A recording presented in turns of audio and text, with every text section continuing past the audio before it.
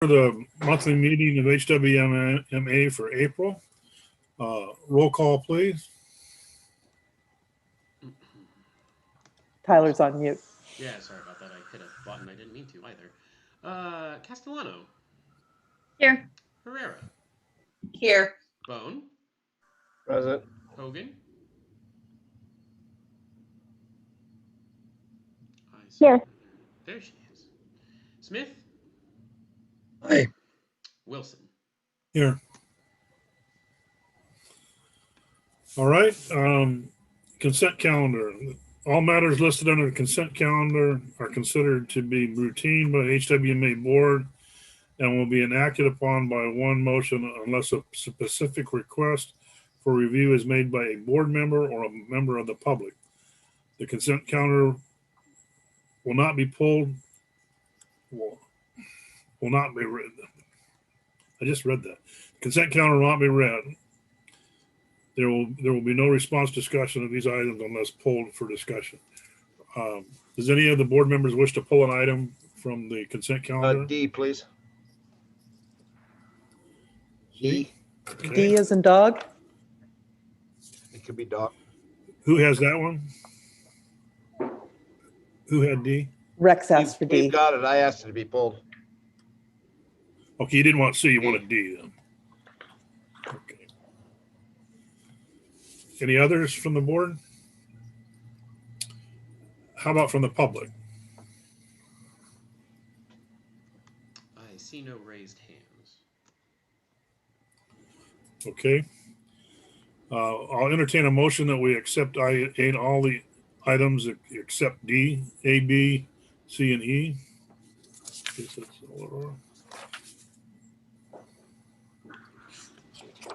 Do we have a motion to accept that, Rose? So moved.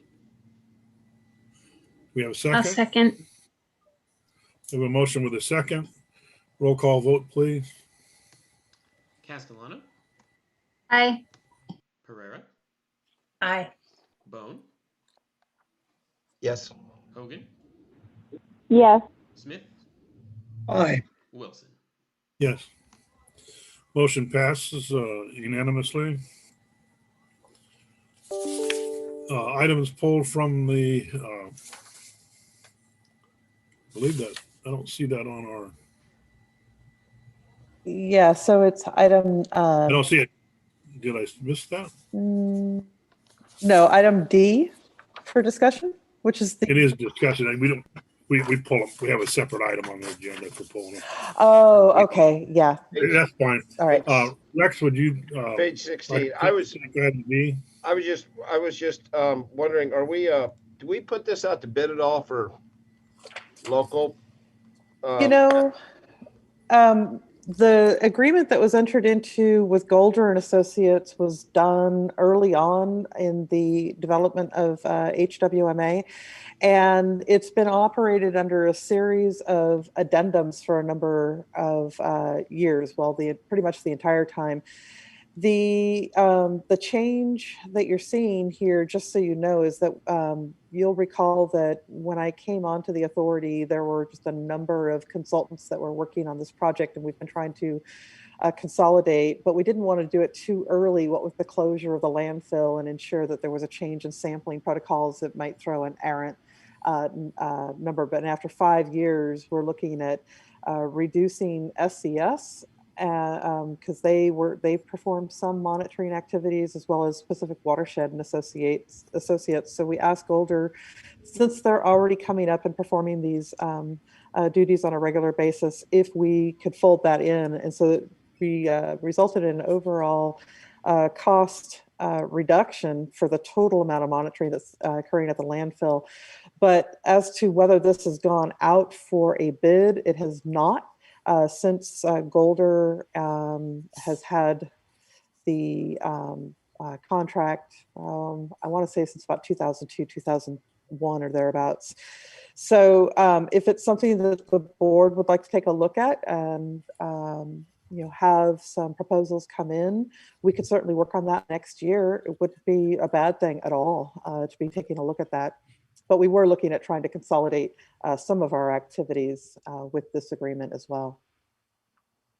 fully understand, but at 80,000-90,000 a year, I just thought, you know, we charge per diem and things like that, it would be, it's local.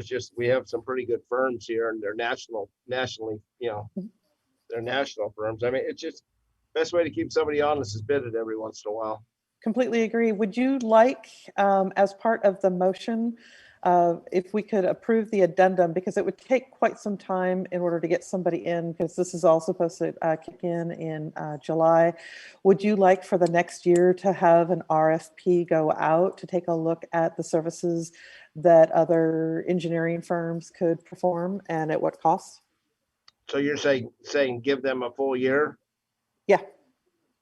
Can we cut that down to 6 months and put it out to bid? I'm sure they're not going to say no. I'm sure they wouldn't say no either. I think that you're going to have a number of transitional items that would be good to have a year for your new person to get their feet on the ground and have a solid sense of what they're going to be evaluating. That's fine. Hopefully in 6 months, their feet are buried firmly on the ground. So, and she's done this before. So I mean, she's been involved with this. I'm just saying, if we're fine with it, I'm just saying that we haven't bid this since 2002, you know, and I know we consolidated because we did have some locals. They came with the closure, but I'm just asking if everybody's happy, just giving 90,000. I mean, it's fine. I like our local people to get a shot at it. 15 months from now is fine. I'm just looking for other board members to weigh in as well. I wasn't aware that's how it had gone about, so I appreciate bringing this to our attention. Mhm. And I don't have a problem with having local people get their an opportunity to bid on this as much as possible. But whether it's 6 months or a year from now, I don't know all the details to make that whatever is appropriate. I believe that it'll take some time in order to develop an RFP around that. So that's the only reason I would encourage. Doesn't mean it couldn't be done a little bit earlier, but it would be good to have, you know, this part of the agreement going forward, and in the course of the year, be able to develop the RFP, get it before the board for review and approval, then go ahead and circulate with adequate time to do the analysis and a recommendation, and then a start date from there. You really want to make sure that you've got a firm that's going to be able to do it for a long-term sort of basis. You know, not having it go out like every 3 to 4 years, because when you're looking at this data, it's over a long sustained period of time. And so you want to make sure that you've minimized as many of the variables as possible when you're talking about doing environmental monitoring and constituents in particular. So, you know, having some time to make sure that you've got that. So there'd be some discussions that need to be held by the board, you know, as we would be developing an RFP on it. I think it would be a great thing to do. I just think it's going to take some time to put together. You know, I would agree with Jill here on the basis of everything takes longer than you thought it would. And secondly, the fact that we have a new executive director who ideally would be slipped straight into the job within 6 months, but may be faced with all kinds of situations that we had not, or anybody had planned for. So a year seems to me to be a sensible length of time.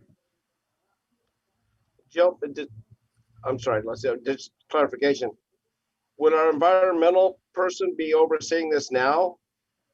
Or Yes. do you oversee it?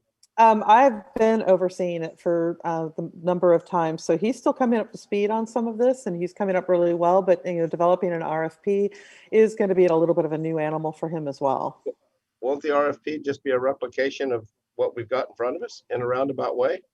There's actually some more things that need to get put into it. All right, that's.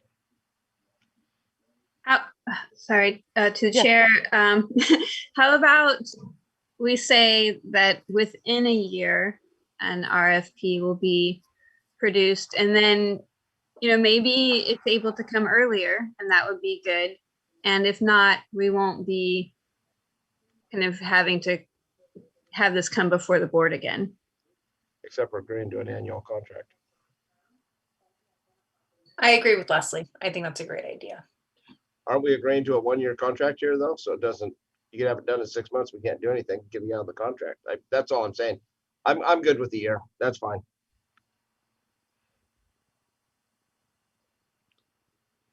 Jill, how do we make sure that in adequate amount of time, in 6 months from now or something, the RFP process begins? Is that something that we need to formulate into the motion for the record, or something that you'll put into onboarding documents? Or okay, it would be helpful if we could have the motion include the approval of the addendum and provide direction to staff to develop an RFP within a year for these services.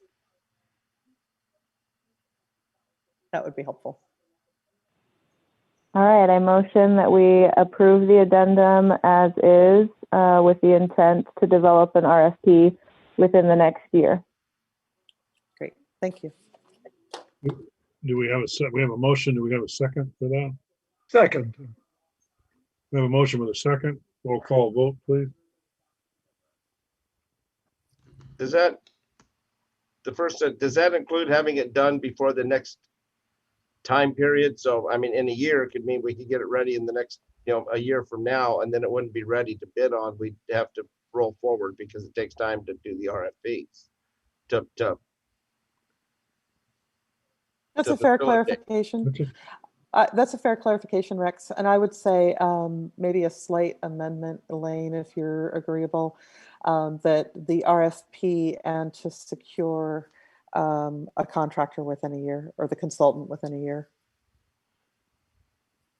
Okay, I'd like to amend my motion to approve the addendum as is with the intent to develop an RFP so that upon expiration of this contract, a new contractor is, I don't know. Secured. Yeah, secured. Thank you.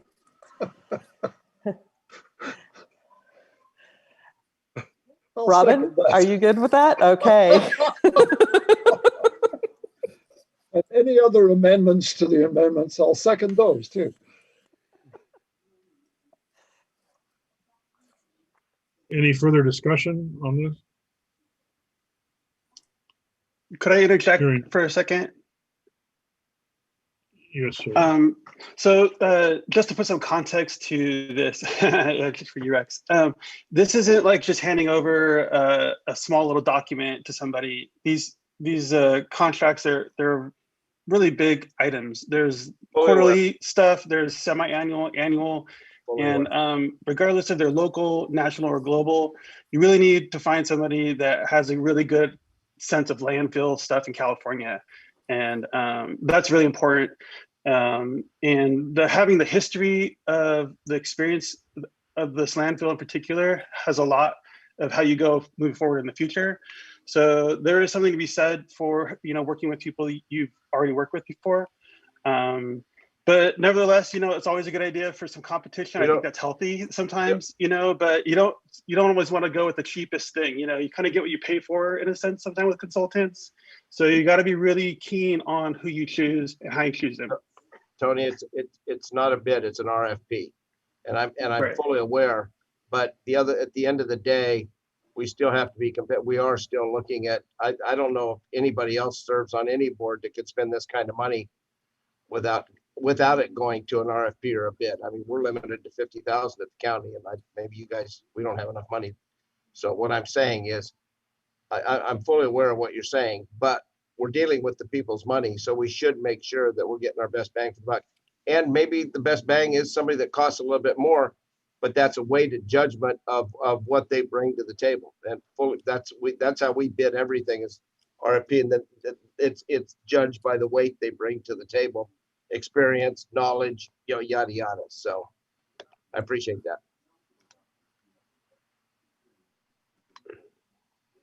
Any further discussion? Frank, you should ask for public comment as well. Yes. Do we have public comment on this? See no hands. Who checks for that? I'm scanning through. I'm not seeing any raised hands. Tyler, are you seeing any raised hands? Oh, sorry. Trying Tyler's something new. I see no raised hands. Unless Maggie Okay. wants to. All right, seeing none, then I guess we'll close public comment on that and come back to the board. Any, I guess, at this point, are we ready to do a roll call vote on it? We are ready. Here we go. Castellano, Hi. Pereira, Aye. Bone, Sure. Hogan, Yes. Smith,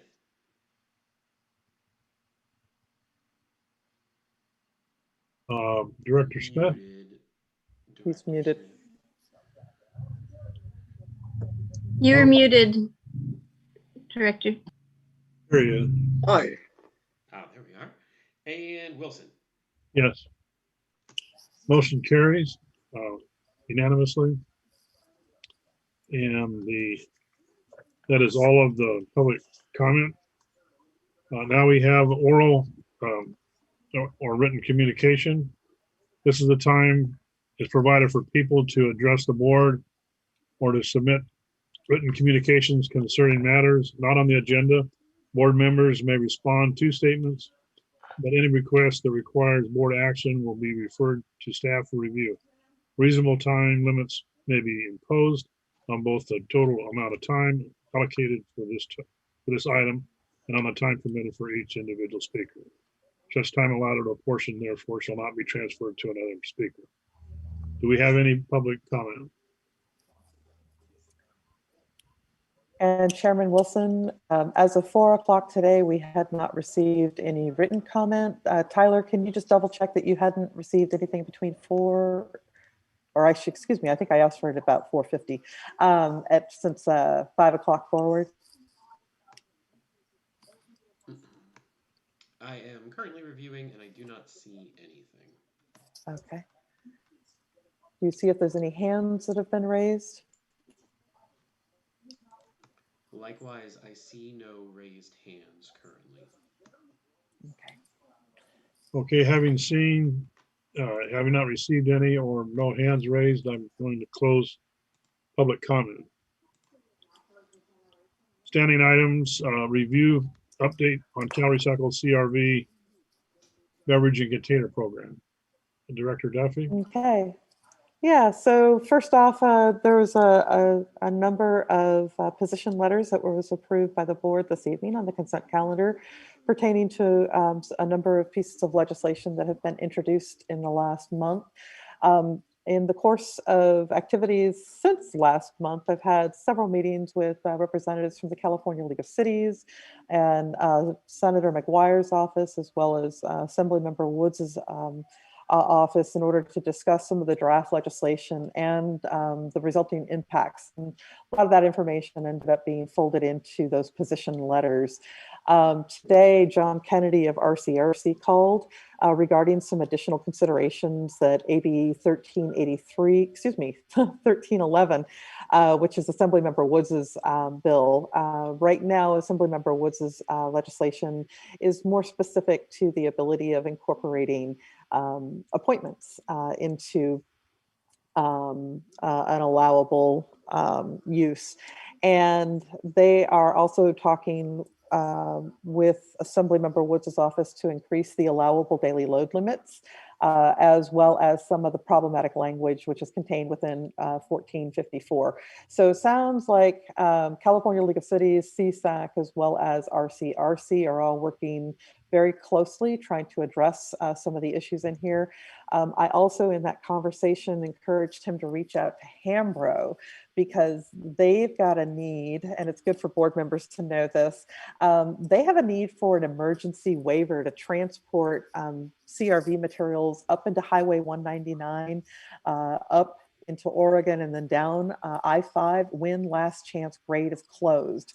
The issue is that they are currently prohibited from transporting CRV material out of state. And if they do, they are then ineligible to receive any of the CRV refund. So it's all because there's a real concern around material from out of state coming into California and fraud occurring. So he's going to be relaying that information to Assemblymember Woods' office as well. And hopefully we'll get an opportunity to assist Del Norte County with that. So we'll continue tracking the legislative efforts. One of the things that both John and spoke with Jeff Dunleavy, our little squeaky voices are definitely getting attention, and it's one of the reasons that the bills that have been introduced are beginning to address some of our issues. And so it was nice to hear that the input that we've been giving for a number of months is actually getting some traction.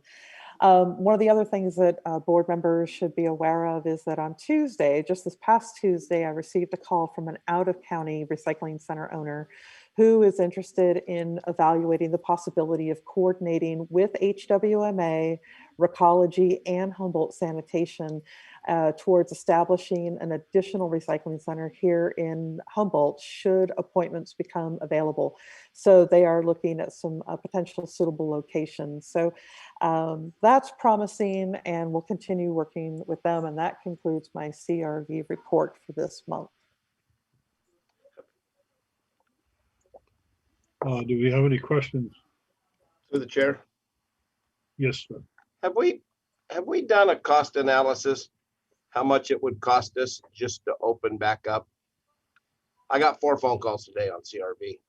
It's become a fire hazard. He can't walk in his backyard. I told him to quit buying cans. But I mean, do we have a breakdown of what it would cost us to open back up? I mean, I know it'll block the traffic. We'll turn ourselves into Kentucky Fried or In-N-Out. I know, but I mean, people will pick up on it that there's going to be lines and we're going to be open, and let people know we're going to be open and to wait appropriately. I mean, you'd be surprised how much people adapt. We have not done an analysis to determine what it would be without having an appointment-based system, in large part because the city made it really clear that what transpired in September would result in their telling us to shut it down. You know, Okay. so they were more tactful than I just laid out, but that was the underlying issue. So we know that the lines will be long, and we know that there's going to be a lot of, you know, frustration. We know that we would need to be securing contractors who can perform safety control and a number of other things, but we have not gone any further because we put our energy first into developing the pilot project proposal. And then we've also been dealing with trying to get some legislative assistance. Now, recognizing, of course, that the other recycling centers remain closed, that would make us the only game in the county. And we really need to have it so that we can get all the recycling centers open so that we can distribute the number of people who are wanting to come in and redeem their CRV. So our facility is just really, really, you know, pretty small. And so we've been trying to figure out how to be working in concert with each other so that we can make this, you know, open and available for folks that, you know, it'll flow, if you will, and we can manage everything. So we haven't done a cost analysis. Okay. No, not for that particular scenario, no. Can we? We could. I guess maybe I'm the only one that gets the phone calls, but I get the people that want to know why Mendocino, why Del Norte is open, and why we can't, and Weaverville. And anyway, we just hear these things, and I see these people heading to Crescent City, but I don't know.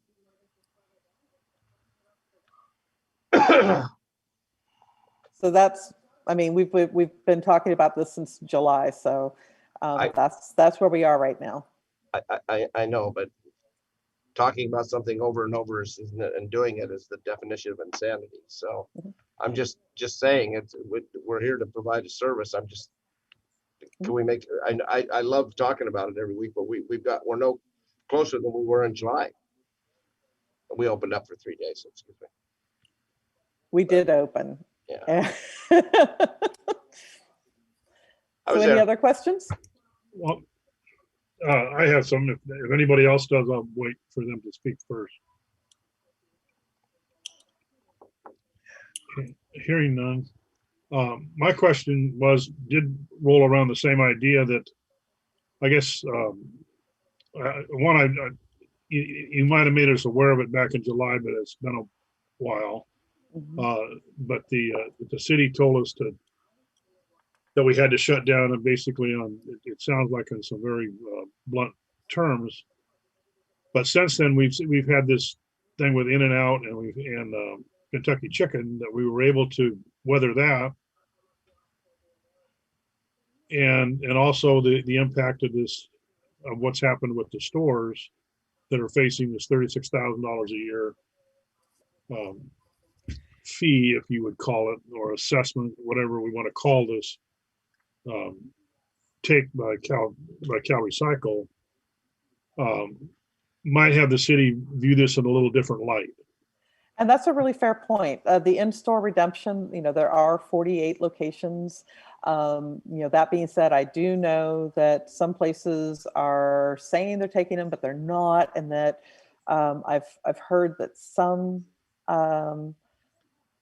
Limited redemption $2 a sites day. are redeeming at 2.5 cents a container, not the full 5 cents. And I've made an inquiry with Cal Recycle, and I haven't received a response as to whether or not that's even something that's allowable. So, I can work with Eric in taking a look at some numbers. Frankly, we've had a number of challenges this last winter, what with a number of closures and the treated wood waste and a number of things that we've been trying to manage on top of the CRV. But we can take a look at that. We can get some more information for you. Okay, because my second question revolves essentially around the same thing. If there's an out of the county entity wanting to come in and do the buyback, there seems to be some kind of incentive or of some kind that's luring someone else to want to do this. And so reading between the lines in my conversations with him, it sounds like Cal Recycle is putting pressure on him to consider coming over here. It's kind of an interesting sort of thing. So he said that if the appointments become available, because they are also very concerned about becoming overwhelmed for the number of individuals that would be looking to redeem their containers. So they'd be looking at figuring out how to manage inbound customers and containers in a way that you could ensure that you have adequate cash on hand, you have adequate staffing, you've got adequate storage of the material, the ability to densify, and all of the other activities that are associated with this. So he reached out, and I'm really hopeful that they could come in, because certainly with Humboldt Sanitation, they have very limited parking locations. And I know that there's a big concern if they were to reopen, not having that tool of the appointments, and same thing with Recology. And that being said, I spoke with Linda and Tasha on Thursday, maybe it was Friday, it was Thursday afternoon. They are still willing to be working in a cooperative manner to restore CRV services. And we really need to have more locations than one in order to make this, function in a way. when we say when appointments become available, at one time, wasn't there, I guess, how does that happen? At one time, wasn't there like 10 CRV buybacks in the county? No. The appointments would be something that Cal Recycle. Right now, Cal Recycle is they have opined that they can't allow the use of appointments, which is why we're looking for legislative relief to make that happen.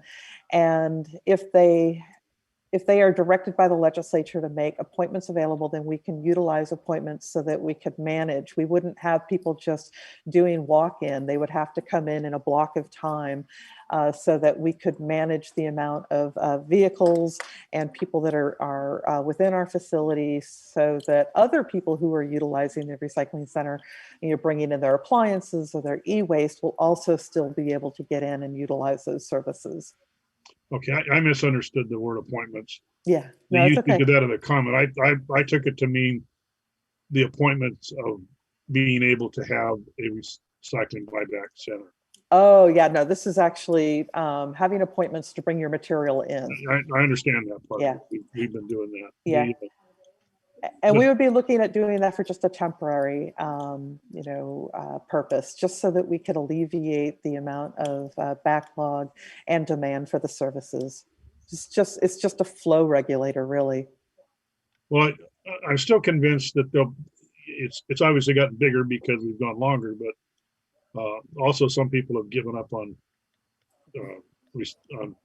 holding on to the CRV. But the other part is the structure in which we do the bringing the people through. I don't know. I know in Fortuna you brought your CRV in and you had it in the back of your truck, and you went in and you got the little basket, and you went out and you put the green ones in the green and the yellow and the white in the white and sorted them on site.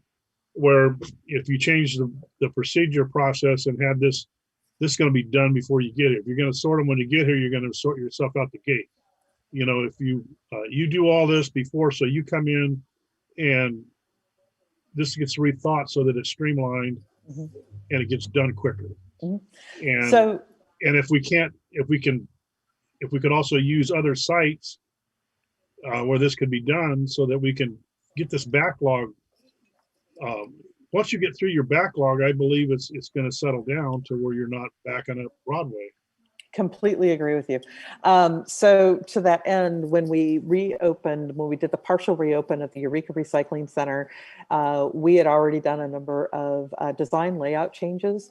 And when we opened up for CRV, and we had posted, and we had advertisement, we had some radio, that when you're coming to the facility, material needs to be pre-sorted. No more sorting out in the parking lot at the site, because we needed to be able to keep people moving forward in an efficient way, and one that ensured that people were continuing to have social distancing, they were wearing their face coverings, and their material was already pre-sorted so they could get in and get out. It was taking people 2 to 3 hours before they would hit the gate of our facility, and it would take another hour from the point that they hit the gate coming in to when they were able to park and get their material out. And once they got in to the facility, things were pretty good, and the flow went really well. Most people had their materials separated and were able to get them into containers, and it actually was better than I think that it had been in terms of the old way of handling things. I don't know that we would have been able to do that pre-pandemic, because people were just so locked into, I can sort, in the back of my tailgate in the parking lot, and people have become very accustomed to change as a result of the pandemic and the lines, and having to have their whatever issue they're going out for, being organized about securing their items and bringing them forward for the cash out. So we did see that, and that's actually was a really positive aspect. And I know that I did report this to the board at just how seamless it went when we were able to get people in. It was the impact off-site that was just inherently problematic, and the emergency access, the fact that we were having to route our solid waste customers around the waiting CRV customers, and it was just really kind of a challenge trying to manage the two aspects of the facility. Well, and there's just a lot has changed. I guess that also this could become a priority of a new director to step up and solve the mystery that can't be solved. and that would be a big point for their hat. Mhm. I believe with change in the way that the world's changed, that this needs a better shot, and also that the incentive needs to go to the city of Eureka that to have this fee assessed on all these different stores. I also question the stores, if who's ever accepting it is accepting it enough to try to keep the people off their back. They're not really accepting it rather than, I take a little bit and I can fill out a form and say I accepted it, and you gotta prove me different. And so, but we don't need this burden to be on our local small businesses. We need to, as an agency, and whatever jurisdictions are involved, primarily being Eureka, because they're the jurisdiction that Broadway runs through, needs to work with us. Any council members that are on our board might pick up on that. So, and that's not meant to be mean. That's just trying to say that we need to solve something, and that the city of Eureka board, city council needs to get involved and be a participant in the JPA that they're a member of. Those are all basically my comments. Unless you have a response, Joe, I'm good. No, I don't have a response. Or any other members. I guess I have a brief response to the chair, and maybe this is a question for Jill. I have not gotten the sense that the city of Eureka is unwilling to create traffic flow plans, in accordance with HWMA over this item. It was not my understanding that was the big hangup. Am I wrong? Well, this is my first understanding that the city really gave us a hard time about being I always took it that was kind of HWMA's move to shut this down because of the problems encountered. So, okay. I just heard now that it was the city of Eureka. So I see Rick shaking his head there about something. As I said, there was an undercurrent, and it was not as blunt as I delivered it, which is what I explained. The city was very concerned. We were on the phone on, pretty much in every couple of hours, as we were managing this, and they just let us know that we needed to, the conditions could not exist in the way that they were, or they were going to have to give us a cease. Well, it's been a year. They didn't give us a cease, right? They didn't give us a cease on the matter because we recognized we couldn't maintain, the conditions as they were. So we went ahead and just closed, and the city was preparing to make a comment. To the question of Leslie is whether city staff is willing or unwilling, they are very willing to provide any sort of assistance. I mean, your staff has been really, really great to work with. We just haven't gotten that, further on this as far as a conversation point, because when we brought this up in October, that was not the area that we were focused on having conversations around, or the subsequent ones. So, give myself and Eric an opportunity to go back and take a look at some stuff in light of the fact that we have the in-store redemption, because that has been helping to alleviate some concerns. Can I ask which stores are taking more than 10 cans? Because I know a lot of them are taking 10 cans, paying $2 or whatever, and then they just throw them in the trash or in their recycling, so they can meet the criteria. Do you know which? Can I take 10 pounds of cans to where? I can't tell you that. You would have to go to the in-store redemption on CalRecycle, and each one is handling it different, and I'm not managing what they are doing or not doing. Okay, and then the other thing to Leslie's, Tom Madsen from Public Works, we offered to provide people and step up. I mean, day 3, saying we could help with the traffic plan, and we would help, and that's when we decided to, well, we all voted. Well, I didn't, but everybody else voted just to not do it anymore. So I don't, we're not serving. My biggest problem is I'd say over 50% is ending up in the trash stream. The one thing that this bill was put in to stop, even though we didn't have a question, people are throwing it out because they do not want to give it to us or HWMA because they think we're making millions of dollars off it. So, I mean, and I know we're not, we're losing money still at that rate. But what I'm saying is this is ending up in the trash stream, and our job is to hit levels for it not to hit the trash stream.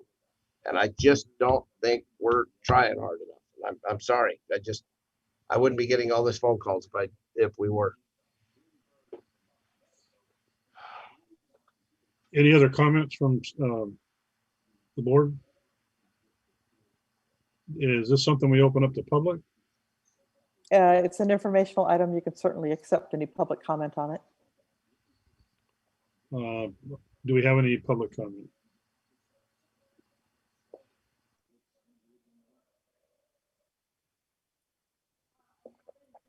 Okay. All right. And under that, I will close this item and we will move on to standing item member reports. Entity reports. Do we have any of those?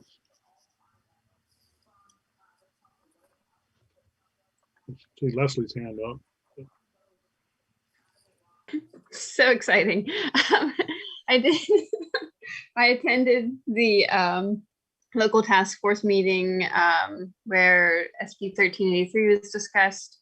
I just also wanted to let the board know and staff know that I'm organizing and co-organizing a couple of cleanups that are coming up in Eureka. One, I'm working with the Old Town Community Alliance to do a cleanup in Old Town on April 24th, kind of a Earth Day themed cleanup.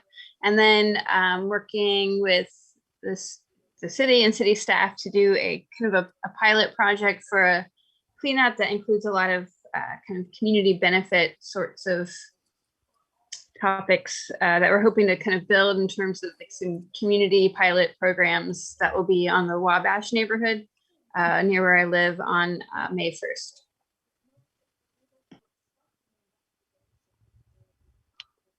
All right.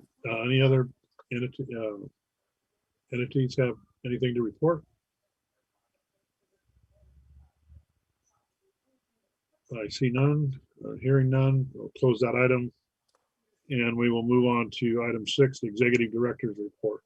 Okay, a few items. One of the items that I referenced in the during the CRV was our treated wood waste. So board members will recall that treated wood waste now has to be handled as hazardous waste, which has a lot of our residents equally as happy about having to have it handled as hazardous waste in the manner in which we can accept it.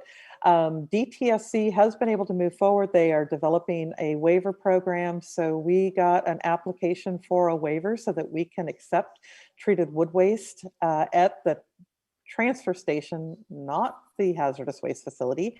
And that is then going to negate the need for customers to prepare those treated wood waste into those 3-foot sections and then dropping it off as hazardous waste. So that will be that would be really great if we're able to get that waiver approved. So I do want to note that the material will be required to be segregated and handled separately from solid waste. And then we're going to have it transported for disposal to an approved California landfill. It won't be able to go to the landfill that we've been using at Dry Creek. So we are in the midst of evaluating whether a special handling fee is going to need to be established in order to handle that material. So that's going to take a little bit of work. We're also finding ourselves a bit challenged with our hazardous waste hauler. Quite frankly, all transfer stations and anybody that was accepting treated wood waste now has to have it handled as hazardous waste. So the hazardous waste infrastructure was not beefy enough or prepared to immediately pivot to providing the service for the treated wood waste. So there's a backlog. So we have a lot of material on our site and we are still trying to get that material out. So that's creating some constraints in our hazardous waste operations, but we are working on it. We did provide a letter of support that was, well, we didn't provide it, we co-signed, excuse me, a letter of support with the California League of Cities, CSAC, RCRC, and a number of other entities regarding AB 322, which is supporting codification of the alternative management standards, which pertains to treated wood waste.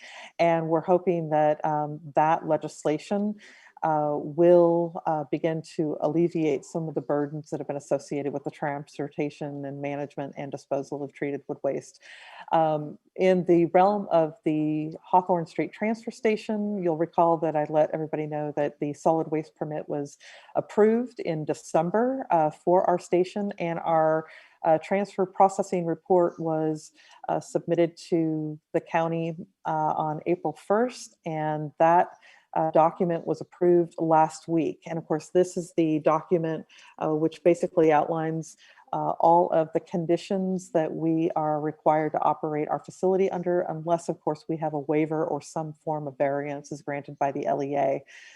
For board members who have been very interested in the tire grant application, we have been in the past a successful recipient for tire grant funding, which has allowed us to waive tire disposal fee to customers. And this year we submitted an application just last week, and that is in the amount of $88,000. And we will expect to hear whether we receive funding in the next month or so. And that'll be great because we'll be able to reinitiate some of our tire amnesty programs.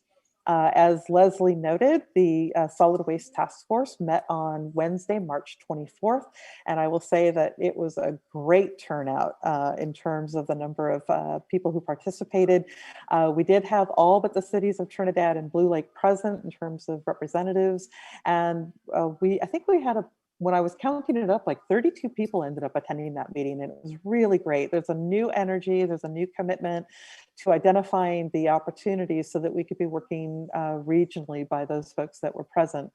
The local task force did form 2 ad hoc groups who will begin mapping out pathways to address 2 items for the local task force's larger discussion and direction.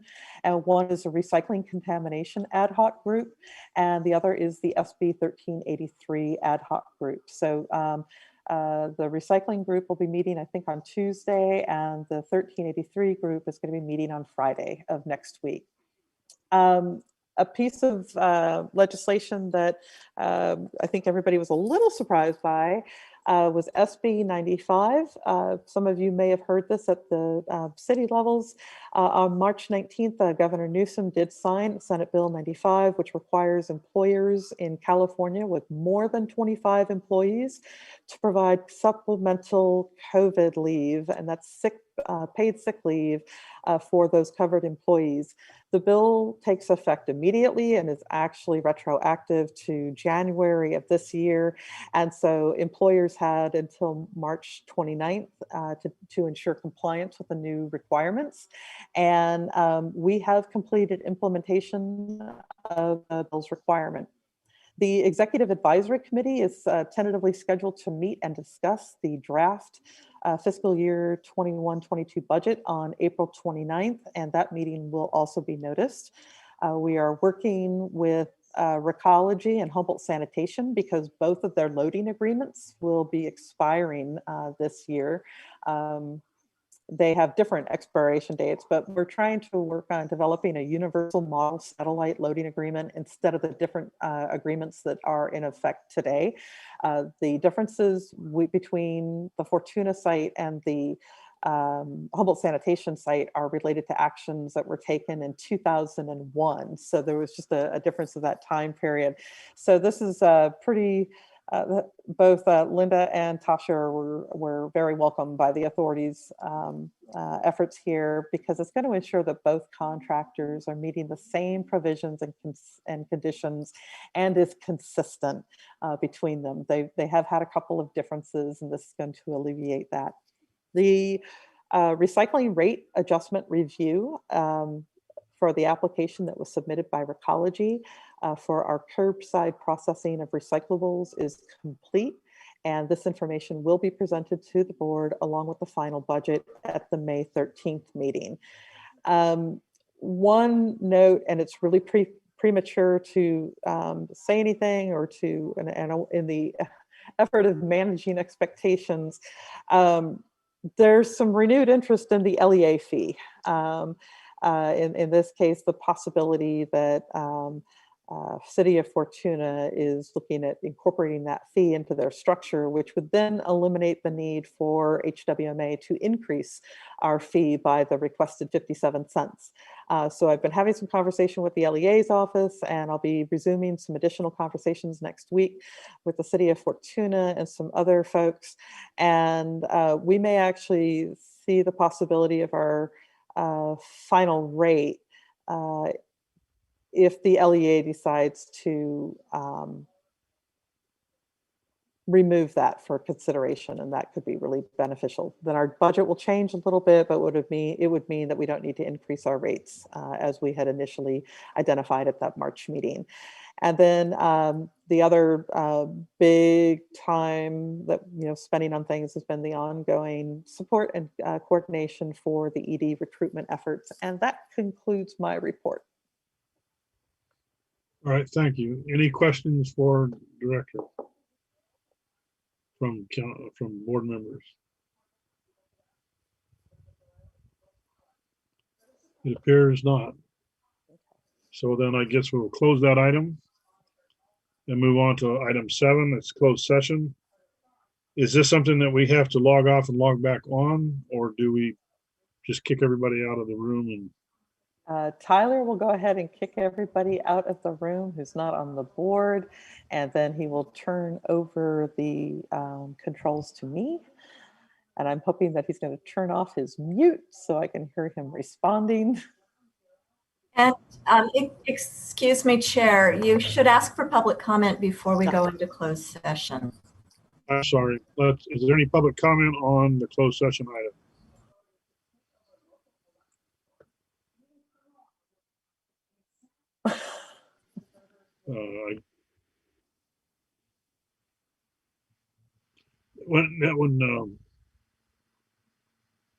Do we have to? We also have to come back to public to report out. How do we go about that? Or is that?